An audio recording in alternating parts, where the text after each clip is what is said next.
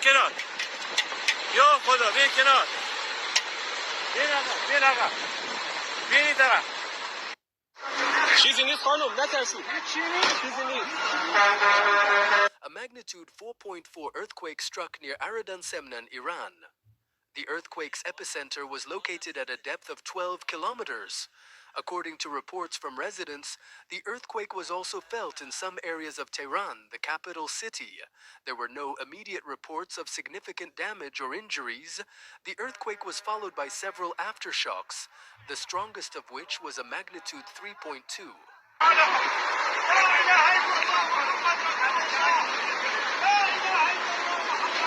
حرکت نکن خانم فعلا. اوکی.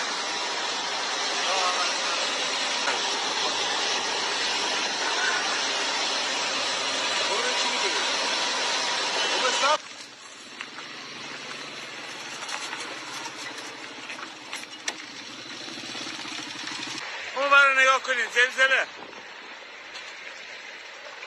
یا خدا.